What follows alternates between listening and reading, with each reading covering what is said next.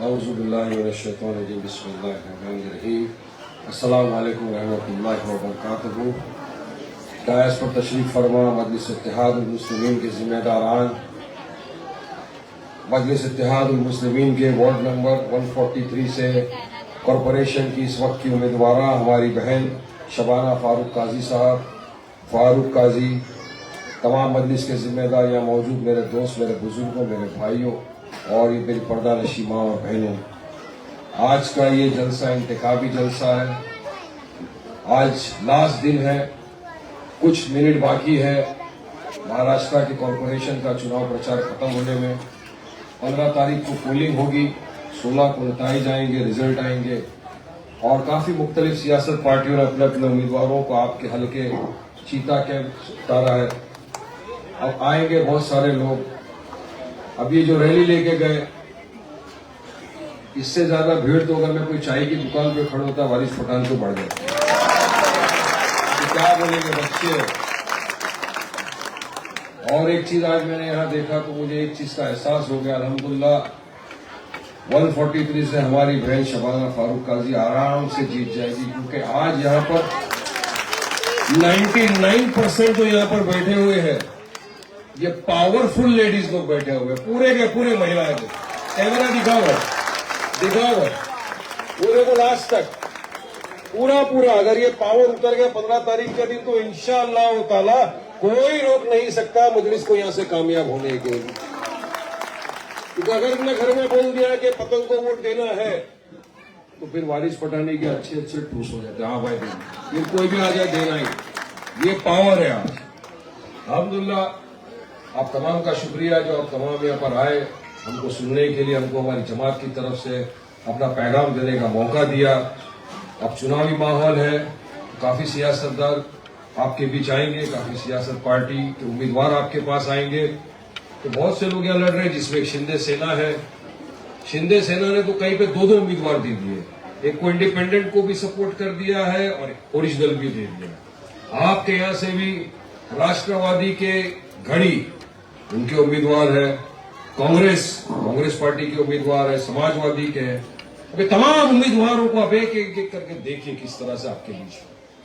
अगर सबसे पहले हम बात करें तो शिंदे साहब की बात करते हैं, शिवसेना की बात करते हैं, जिन्होंने अपने उम्मीदवारों को यहां से ठहराया आपके बीच से। मुझे एक चीज तो यकीन है, पता है कि मुसलमान हर चीज बर्दाश्त कर लेगा, लेकिन अपने हुजूर की शान में गुस्ताखी किसी कीमत पे बर्दाश्त नहीं करेगा। ये तो हक ईमान की बात है। वो हुजूर जिसकी शान में अल्लाह सुब्हानहू व तआला ने पूरी कायनात को बना दिया, जिनके सबके तुफैल रहमतुल आलमीन बना के भेज दिया दुनिया, उस हुजूर की शान में आपको याद होगा एक रामगिरी नाम के गुस्ताख रसूल ने गलत अल्फाज इस्तेमाल, गुस्ताखी की थी। पूरे देश के मुसलमान नहीं, पूरे दुनिया भर के मुसलमानों ने एहतजाज कि हर चीज बर्दाश्त कर सकेंगे, लेकिन हमारे हुजूर की शान में गुस्ताखी किसी कीमत पे बर्दाश्त नहीं होगी। उस रामगिरी नाम के शख्स ने, जिसने इस तरह के अल्फाज इस्तेमाल किए थे, हमने मजलिस ने औरंगाबाद से एक रैली निकाली, गुस्ताख रसूल को सजा दो, उसको जेल में डालो। वो रैली मुंबई तक आई, हजारों की तादाद में उसमें लोग शरीक हुए, गाड़ियां भर के आए। हमने मेमोरेंडम दिया सीएम साहब को, हमने कहा इस गुस्ताख की जगह खुली फिजाओं में नहीं है, जेल की सलाखों के पीछे। यकीन मानिए आप, ये जो शिंदे साहब के उम्मीदवार आपके यहाँ ठहरे हैं ना, आपके यहाँ जो उम्मीदवारी के लिए आए हैं, आप वोट की जो मांग कर रहे हैं, इसी शिंदे साहब ने उस रामगिरी को मंच पे बिठाया और कहा मैं देखता हूं ये रामगिरी को कौन अरेस्ट करेगा, मैं देखता हूं इसके बाल को कौन हाथ लगा सकता है। हालांकि बाल को हाथ नहीं लगा सकते, टकला है वो। फिर भी उसको सपोर्ट किया। आज क्या मुंह लेकर आपके बीच में आएंगे। देखिए मुसलमान ऐसे तख्त को ताज को तो 10 को लात मार दे वारिस पठान, जहां मेरे हुजूर की शान की बात आ जाए। हुजूर की शान अलग है, सब कुछ उनके ऊपर कुर्बान। आज अगर आपने एक भी वोट उसको दिया तो आपने तो गुस्ताख रसूल को दिया। एक तरफ आपके सामने गुस्ताख रसूल है, दूसरी तरफ यह आशिक रसूल ने आपके सामने वोट दिया। फैसला आपको करना है। यकीन मानो, मैं इस मंच को किसी और चीज के लिए इस्तेमाल नहीं कर रहा, मैं सिर्फ आपको समझा रहा हूं, मैं आपको बता रहा हूं कि अगर हमने एक भी गलती कर दी, जाने अनजाने में हमारा एक भी वोट इधर उधर चला गया, तो यकीन मानो हमने ऐसों के समर्थन में चले गए जो सीधा सीधा हमारे हुजूर की शान में गुस्ताखी किया, जिसका जवाब दुनिया में दुनिया आखिरत में भी हमको देना पड़ेगा। लिहाजा मैं आपसे अव्वल सिर्फ बता सकता हूं मेरे बुजुर्गों को, मेरे दोस्तों को, मेरी माँ बहनों को कि आप वहां तो जाने का सवाल ही नहीं आता। इतना कुछ सुनने के बाद तो नो क्वेश्चन, सवाल ही नहीं। दूसरी तरफ घड़ी अजीत पवार की पार्टी खड़ी है। अभी मुझे बताया फारूक भाई ने कि जिसको उम्मीदवारी दी है, ये वो शख्स है जिसने मस्जिद के लाउड स्पीकर को बंद करने के लिए धरना प्रदर्शन किया था। क्या मैं सही बोल रहा हूं या गलत बोल रहा हूं? आपने एमएनएस में थे, आज यहां से उनको अजीत पवार की पार्टी ने टिकट दिया है। 1400 साल की चली आई हुई परंपरा जो हम अजान देते थे लाउड स्पीकर के जरिए, जो हमारे कानों में, हमारे घरों में गूंजती थी, उस अजान को बंद करने के लिए इसने एहतजाज किया, अजान बंद करवाने के लिए लाउड स्पीकर को निकलवाया। आज वो आपके बीच आके आपसे वोटों की भीख मांग रहा है। क्या कोई उसको वोट देगा? यहाँ पे बताओ, क्या वोट देंगे? मेरी बहनें बताओ, आपके घर में जो अजान की आवाज आ रही थी इसने बंद कराया, क्या आप ऐसे शख्स के साथ जाएंगे? जा ही नहीं सकते, सवाल ही पैदा नहीं होता। और ये वो लोग हैं जो करप्ट, घोर करप्शन में मुब्तला। अजीत पवार ने कहा पिछले दिनों में कि मैंने 70,000 करोड़ का घपला किया। 70,000 करोड़ का घपला। पहले नरेंद्र मोदी जो भारत के वजीर आजम है, उन्होंने कहा अजीत पवार बहुत भ्रष्ट है, बहुत करप्ट आदमी है, 70,000 करोड़ का घपला कर दिया। लेकिन 3 महीने बाद जब यही अजीत पवार भाजपा में चले गए, तो सीधे सीधे दूध सी सफेदी निरमा से आए वॉशिंग पाउडर निरमा, साफ धुल के वॉशिंग पाउडर में धूल के आगे बैठ गए और बोल रहे हैं कि मैं तो घपला करके आके बीजेपी में बैठा, मेरा क्या कर लिया। तो पैसे किसके थे? आपकी हमारी मेहनत की, आपके हमारी पसीने की, गाड़ी कमाई के पैसे, टैक्स पेयर का पैसा था जिसका घपला इन्होंने किया। और आज शान से बोल रहे हैं कि हम ये, तो इनका काम एक ही है। यहां भी जो आए उम्मीदवार आपके बीच, सिर्फ मकसद एक ही है, पैसा बोलता है, पैसा कमाना। इसी बुनियाद पे आके बीच में आए हैं। काम नहीं करना है इनको, काम की बुनियाद पे नहीं आए। और ऐसे कोई इंसान को कोई टिकट देता है जिसे लाउड स्पीकर के हजारों को रोक लगा दी। जो भ्रष्ट लोग हैं, जो 2 का तो तख्ता साफ हो गया है। मैं समझता हूं ये बात, मैं अगर होता तो मैं तो उनको वोट नहीं देता। मैं ऐसे के साथ जाता, मैं ऐसे शख्स के साथ जाता जिसका एक साफ छवि, नया फ्रेम, नया फोटो हमारी बहन शबाना फारूक ताजी, एक समझदार, नेक, यहां पर रहने वाली, आपकी अपनी बेटी, आपकी अपनी बहन, जो इस पूरे वार्ड से वाबस्ता है। क्या क्या तकलीफ। देखिए, जो कॉर्पोरेशन का चुनाव होता है ना, ये वार्ड का इलेक्शन है। यहां पर नाले, गटर, पानी, रोड, खड्डे, ट्रैफिक, ये तमाम जो मुद्दे जिससे हमारी रोजमर्रा की जिंदगी जुड़ी हुई होती है, इसका ही चुनाव होता है, वार्ड का चुनाव। अब वार्ड का चुनाव जो लड़ता है और जो जीतता है, तो उसकी जवाबदारी और जिम्मेदारी ये होती है कि वो अपने वार्ड के लिए फंड लाए, फंड लाकर काम करे, अपने लोगों का काम करे। ऐसा मजलिस इत्तेहादुल मुस्लिमीन का काम है। हम तो हमारे काम से पहचानते हैं। और यकीन मानिए, हमारी बहन को सब पता है कि यहाँ पे कहाँ खड्डे हैं, कहाँ पे पानी नहीं आ रहा है, कहाँ पे नाले खराब है, कहाँ पे ड्रेनेज पाइपलाइन नहीं है। क्योंकि उनके साथ में जो उनके हस्बैंड है फारूक भाई, वो पूरे एरिया में घूमते रहते, सामाजिक कार्य करता है, बरसों से जमात के साथ लगे हुए हैं। वो काम करने में माहिर है, काम करने में मानते हैं। तो यकीन मानिए, अगर आप ऐसों के साथ आए तो आपका वार्ड नंबर 143 का डेवलपमेंट 100% होना तय। ऐसों के साथ आइए, ना कि ऐसों के साथ चले जाओ। अजान बंद, काम पे ध्यान नहीं, लाउड स्पीकर बंद, पैसा खाना है। अब मैं सुन रहा हूं कि काफी आ भी रहे, इनके काफी लोग आपके बीच में घूम रहे हैं कल से, और 2 दिन तो और घूमेंगे।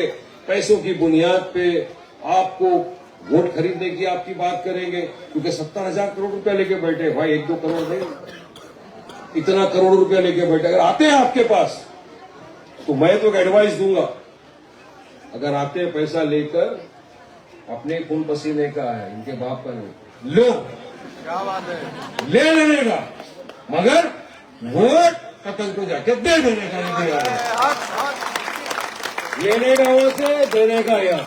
ये टाइम में बदला लेने का, 70,000 करोड़ का हिसाब लेना है, जवाब देना है, तो अपन तो मियाँ भाई लोग अच्छी रीते जवाब देना आता है। दिखा दो अपनी ताकत। उतरो 15 तारीख के दिन घर से सब, मेरी माँ बहन पूरे सबको लेके निकलो, उड़ाओ पतंग। वरना देखो नफरत की जो आग ये लगा रहे हैं ना आज देश में, ये भाजपा वाले, ये जो अजीत दादा के साथ अलायंस में है, ये जो शिंदे सरकार के साथ गठबंधन में है, इनका एक काम है कि आपके हमारे जितने भी मसाइल हैं उसके खिलाफ बकवास कर। हमारे बुरखों से इनको नफरत, हमारे हिजाब से इनको नफरत, हमारे खाने पीने से नफरत, हमारी मस्जिदों से नफरत, मदरसों से नफरत, हर चीज से मुसलमानों की इनको नफरत है। फिर भी मुसलमानों की बस्ती में वोट की भीख मांगने आ रहे हैं। आज इनको बोलो, हमारी बहन को हिजाब पहन के कॉलेज में जाना रोक दिया जाता है। रोका था विवेक कॉलेज के अंदर, हमारी बहन हमारी बच्ची को जाना था वहां पे पढ़ने के लिए, सर्कुलर निकाला, हिजाब वाली बेटी को अलाउड नहीं करेंगे पढ़ने के लिए।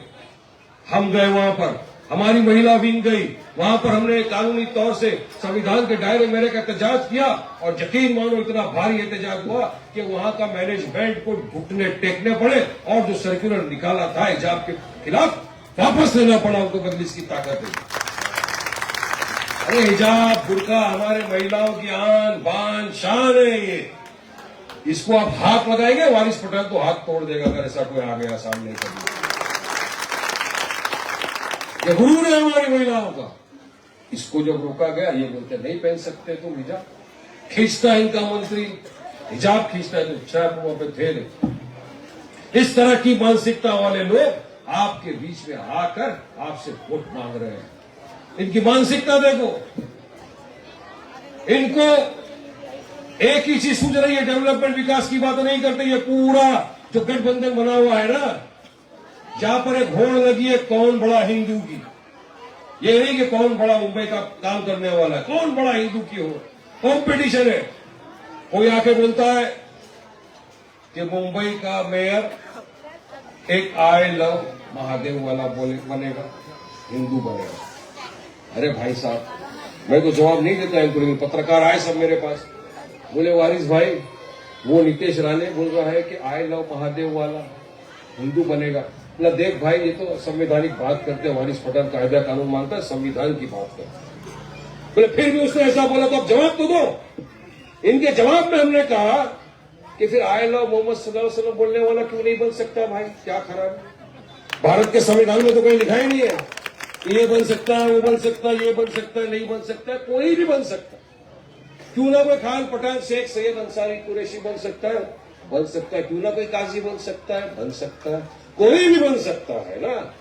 तो हमने कहा कि ठीक है, हमारा भी अरमान है, हमारा भी इरादा, हमारी भी उम्मीद है कि यहाँ जो मेरी बहनें बैठी है हिजाब में, बुरखे में, एक दिन इंशाअल्लाह ताला देश की प्रधानमंत्री बन जाए, मुंबई की मेयर भी बन सकती है, क्यों नहीं बन सकती, बड़ी माँ बहन बन सकती है।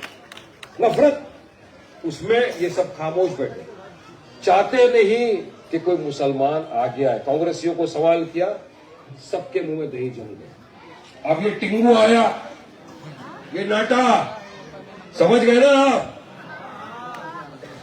इसको मैं इस मंच से बोलना चाहता हूं, बेटा मेरे तक रहेगा ठीक है, अगर मेरे कायद के बारे में कोई जनाब शराब बकवास किया जो तू बोल रहा है, गाली गलौज कर रहा है, तो अच्छी बात नहीं होगी। वारिस पठान की जुबान की आतिशबाजी का मुकाबला नहीं कर सकेगा तो इतना बोलूंगा, इतना बोलूंगा, तुम्हारे कानों से खून निकल जाएगा। इसलिए मैं चाहता हूं कि महाराष्ट्र के मुख्यमंत्री देवेंद्र फडणवीस ये इसकी जुबान पे लगाम लगाए आपके मंत्री के, ये वातावरण खराब करना चाह रहे हैं, मुसलमानों के खिलाफ अनाप शनाप बकवास कर रहे हैं, और अगर हमारे पार्टी के अध्यक्ष के खिलाफ कुछ बोला तो फिर वारिस पठान बोलेगा, तो फिर मुझे रोकना नहीं आप किसी भी चीज के लिए, बहुत बोलेंगे फिर। रोको इनको, विकास की बात करो, डेवलपमेंट की बात करो, बढ़ती महंगाई को किस तरह कम किया जाए उसकी बात करो, रास्तों पे जो खड्डे, खड्डों पे रास्ते बना दिए गए आपने, किसके कॉन्ट्रैक्टर को जेल में डालना, किसके अकाउंटेबिलिटी लेना उसकी बात करो, नाले बह रहे हैं उसको कैसे खत्म करेंगे उसकी बात करो, बच्चों के पास अच्छी तालीम के लिए स्कूल है उसकी बात करो, अच्छे बीएमसी हॉस्पिटल बनाने की बात करो, या बकवास बकवास करेंगे तो हम तो मास्टर है इसके अंदर, बोल सकते हैं। लेकिन मैं यहाँ पे भड़काने नहीं आया, मैं आपको समझाने आया कि ये मौका, ये वक्त आया है मेरी माँ और बहनों के पास कि एक हो जाओ, मुत्तहिद हो जाओ, इत्तेहाद पैदा करो, अपनी सफों में जो दरार है उनको खत्म कर दो, एक साथ आइए। क्योंकि सोचना ये कि वोट असद ओवैसी को क्यों दे, ये आप सोचोगे तो मैं उसका जवाब आपको दे रहा हूं। जब ट्रिपल तलाक का मसला आया, शरीयत के अंदर मुदाखलत की बात हुई, तो शरीयत पे मुदाखलत करने की बात हुई, ट्रिपल तलाक का कानून ला गया। सबसे पहले आपके हमारी तरफ से कोई लड़ा तो कोई और नहीं, मेरा आपका कायद बैरिस्टर सदगुरु ओवैसी। जहां जहां मजलूमों पे बेइंसाफी हुई, जहां जहां मजलूमों के ऊपर अन्याय हुआ, कभी मॉब लिंचिंग के नाम के ऊपर किसी बेगुनाह बेकसूर मुसलमान को भीड़ ने इकट्ठा होकर मार दिया, कभी झूठे गाय के इल्जाम लगाकर, कभी JSR नहीं बोलने के लिए एक मुसलमान को मार दिया मॉब लिंचिंग करके। आपके हमारी तरफ से अगर कोई लड़ा तो कोई और नहीं, मेरा आपका कायद बैरिस्टर सदगुरु ओवैसी। जब सरकार ने, जब बीजेपी की सरकार ने एक काला कानून बनाया, वक्फ का काला कानून, वक्फ क्या है मैं आपको बताता हूं। वक्फ हमारे बुजुर्गों ने हमारे यतीमों के लिए, बेवाओं के लिए, मिस्किनों के लिए डोनेट किया, सवाब की नीयत से। बीजेपी की नीयत में आई खोट, उन्होंने काला कानून बनाया जिसके तहत वो हमारे खानकाहों को, मदारिसों को, मस्जिदों को हड़प करना चाहते। वक्फ का काला कानून जब पार्लियामेंट में पेश हुआ, ये तमाम जो लोग यहाँ पर आपके बीच में आप घूम रहे हैं वोटों की भीख मांगने, सब वहां पर मौजूद थे। किसी में हिम्मत नहीं कि उसकी मुखालिफत करे, लेकिन वाकई में जब मजलूमों का हक छीनने की बात आई, उस वक्त खड़ा हुआ मेरा कायद बैरिस्टर सदगुरु ओवैसी और इस काले कानून को फाड़ के टुकड़े टुकड़े करके उसने हवा के अंदर फेंक दिया, पूरी पार्लियामेंट के अंदर।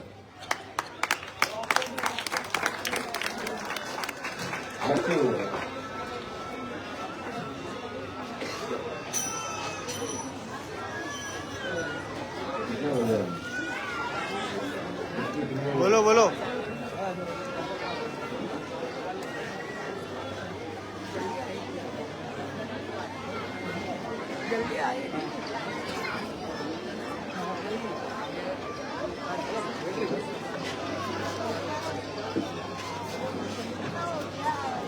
हो गया, अजान के लिए रुके थे। हर शोबे पे जो आपके लिए लड़ता है, हमारा ईमान ये बताता है कि जो हमारा साथ दे उसके साथ जाएंगे, जो हमारे हक के लिए लड़ेगा उसके साथ जाएंगे, जो हमारे इंसाफ की बात करेगा उसके साथ जाएंगे। तो ये वक्त आया है कि आप हमको असद ओवैसी साहब का साथ देना चाहिए। देखिए, पिछली मरतबा भी यहाँ से जो हमारी उम्मीदवार लड़ी थी, उसको आप लोगों ने 149 वोट दिए, 149 वोट से हारी है। सिर्फ 150 वोट से हारी है वो उम्मीदवार। और यकीन मानो, अगर पिछली मरतबा की तरह थोड़ा सा जोश, थोड़ी मोहब्बत आपने दिखा दी मजलिस की तरफ, तो इस मरतबा आपकी अपनी बेटी मजलिस की उम्मीदवार शबाना फारूक काजी 5000 वोट की मार्जिन से जीत कर निकलेगी इंशाअल्लाह। यकीन नहीं मेरे को। 150 वोट से हारे थे हम, अब वो चले गए वहां, उनको ये लगा नहीं ये वोट तो मेरे चेहरे पे दिए। मैडम, वोट किसी के चेहरे पे नहीं होता, वोट एक ही चेहरा देखता है, असद ओवैसी साहब को, मजलिस इत्तेहादुल मुस्लिमीन चेहरा हुआ। हम तो सब सिर्फ सिपाही है छोटे छोटे जमात के, हम सिर्फ कार्यकर्ता है, जमात की तरफ से आते हैं, अपनी बात रखते हैं, जमात का पैगाम पहुंचाते हैं। जनता वोट देती है तो असद साहब को वोट देती है, मजलिस इत्तेहादुल मुस्लिमीन को वोट देती है, कि मजलिस आपके साथ खड़ी है। वो तो ये ना समझो हमारी पठान भी नहीं समझता है कि जो वोट मुझे मिला है मजलिस को मिला है, मेरे कायद बैरिस्टर सदगुरु ओवैसी को मिला है। तो मैडम, आप ये नहीं बोलना कि आपके वोट थे, तो ये जनता आपको दिखाएगी। अभी आप तो खड़े होना वहां से, ये लो आपके चेहरे पे कितने वोट की ताकत है आप में, और जनता दिखा देगी कि असद ओवैसी साहब के चेहरे में कितनी ताकत है। इतने हजारों वोट के साथ जनता देगी। हो जाएगा दूध का दूध, पानी का पानी, 2 दिन बचा है।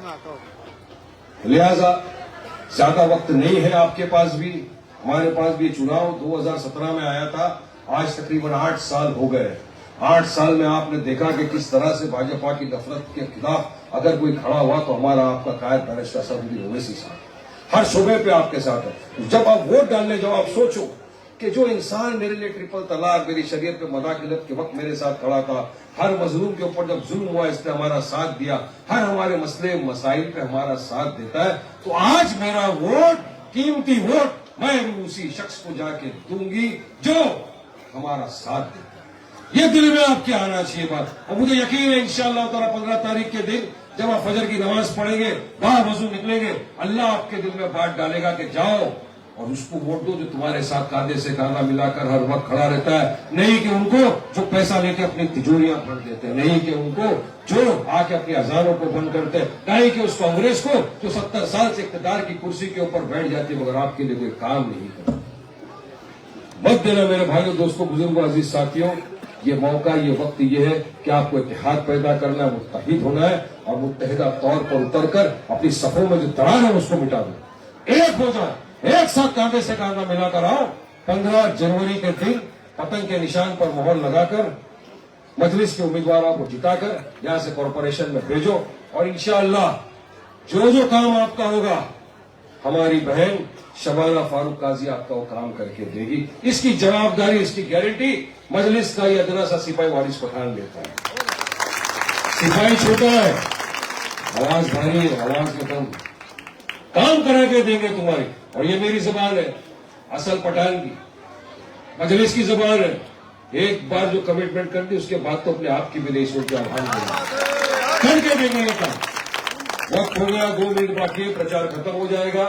मैं बस आपसे अकबर गुजारिश कर रहा हूं, 15 तारीख को उतरिए, पतंग के निशान पर मोहर लगा के मजलिस को कामयाब करिए।